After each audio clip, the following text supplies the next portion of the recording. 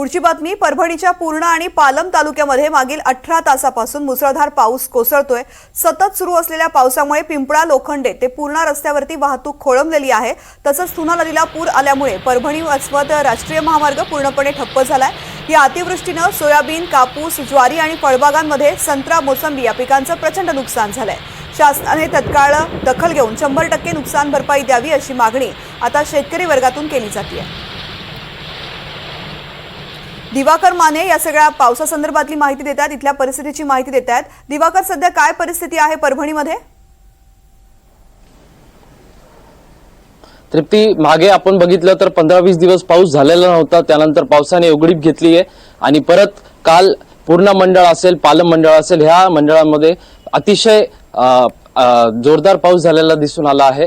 काल प्रशासनातर्फे 11 ते 15 तारखेपर्यंत हे येलो अलर्ट जारी केलेला आहे परभणीसाठी आणि त्यामध्ये लोकांना घराच्या बाहेर पडण्याच्या अगोदर काही त्यांनी नियम दिलेले आहेत की वीज जर कोसळत असेल तर झाडाखाली थांबू नये वगैरे। परंतु काल जे पाऊस झालेला आहे त्याच्यामध्ये शेतकऱ्यांचे अतोनात नुकसान झालेलं आहे। पालम तालुक्यामध्ये एका गावामध्ये तर अक्षरशः काही लोकांना ओढ्याचं पाणी ओलांडताना, लहान लेकरांना ओलांडताना पाणी त्यांना हात धरून जावं लागत आहे, कारण एवढा प्रवाह त्या पाण्याचा आहे।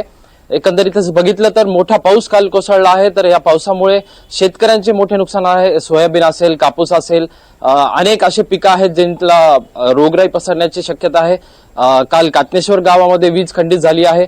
मागील 18 तासापासून तर वीज खोळंबित आहेतच, पण पाऊस देखील मोठ्या प्रमाणात आहे। निश्चित दिवाकर, अपडेट्स घेत राहू। तुर्तास धन्यवाद संपूर्ण माहिती करता।